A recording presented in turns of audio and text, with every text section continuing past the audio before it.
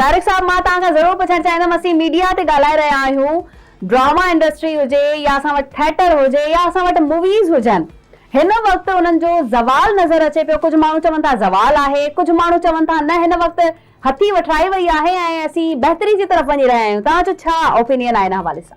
ॿई ॻाल्हियूं कंहिं हद ठीकु आहिनि ऐं मां सिधी सही ॻाल्हि कयां त मां कंफ्यूज़ आहियां।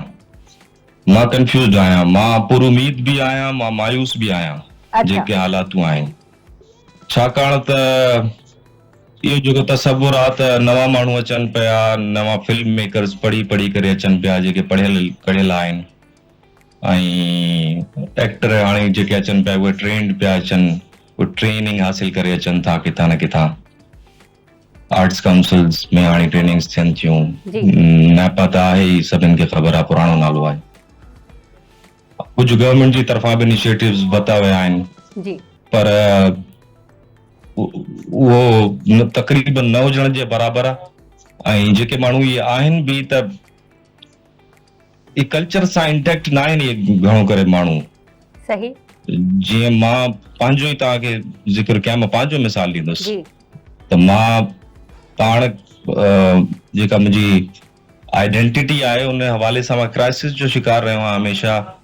त मां ॾिसो न, मुंहिंजी जेका तालीम आहे उहा उर्दू मीडियम में थी आहे।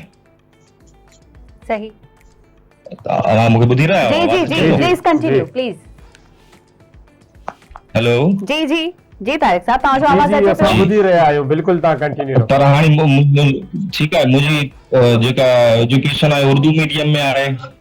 मूंखे ॾाढो देर सां एहसासु थियो त असांजो जेको सिंधी लिटरेचर आहे उहो केॾो रिच आहे, केॾो ज़बरदस्त आहे। उन में छा नाहे जे असां ॿिए केॾांहुं वञूं। पहिरियां असांखे पंहिंजी मादरी ॿोलीअ में त जेको लिखियलु आहे उहो त पढ़णु घुरिजे।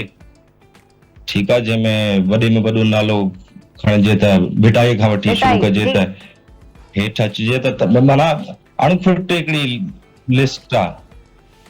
सही। त जेके अॼु ॻाल्हि मुख़्तसर कंदुसि, तव्हां पॉइंट ते ईंदुसि, डिघी थी वई त पुर उमीद मां इन करे इन्हनि माण्हुनि मां न आहियां जेके नई जनरेशन। मां बि कोशिशि कयां पियो पंहिंजी सिंधी ॿोलीअ खे बहितर कयां, कल्चर खे पढ़ां, ऐं सिंध खे पढ़ां, सिंध जी सोशियोलॉजी पढ़ां, हिस्ट्री पढ़ां।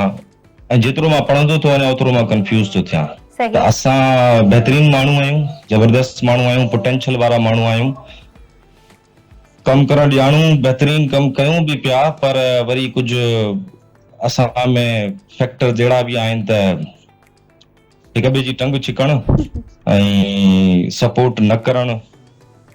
बिल्कुलु तारिक राजा साहब, इहो त अक्सर औक़ात रवायती अंदाज़ रहियो ई आहे हमेशह खां, जेको वॾो अफ़सोसनाक बि आहे। असांखे इहो ॿुधाइजो, असांजी drama industry, Sindhi theatre industry, Sindhi film industry वॾी रिच हुई, जीअं असांजो कल्चर वॾो रिच आहे।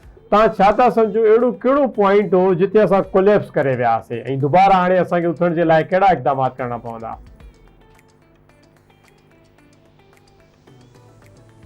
पंहिंजो सवाल हिकु दफ़ा रिपीट कंदो? आवाज़ घटि हुजण जे करे मूंखे ठीकु तरह सां मां अर्ज़ु कयां पियो त असांजी ड्रामा इंडस्ट्री, असांजी film industry, Sindhi theatre industry जेका असांजी सिंधी इंडस्ट्री आहे उहा इलाही ज़्यादा रिच हुई। कंहिं ज़माने में असां ज़्यादा ड्रामा, फिल्मूं, थिएटर्स वग़ैरह सिंधी ज़बान में ॾिसंदा हुआसीं। अहिड़ो कहिड़ो पॉइंट हो जिते असां कोलैप्स करे विया हुआसीं, जिते असां अॻिते डिलीवर न करे सघियासीं?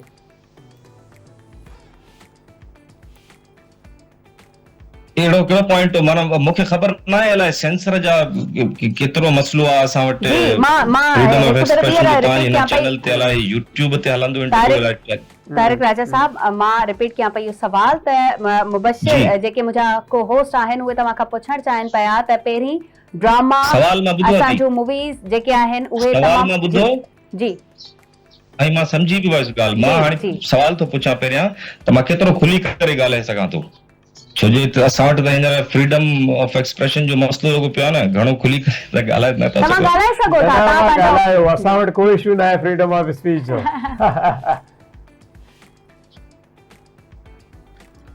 सर, बर्बादी आई जॾहिं असां इस्लामाइज़ेशन ॾे वियासीं ऐं ज़ोरी ज़बरदस्ती इस्लामाइज़ेशन ॾे वियासीं। मुंहिंजो ख़्यालु आहे, इहो ज़ाती ख़्यालु आहे। ऐं ॿिया खोड़ सारा बि फैक्टर आहिनि, पर इहो वॾो हिकिड़ो फैक्टर हो, वॾो टर्निंग पॉइंट हो। बल्कि उन खां पहिरियां बि ॾिसजे त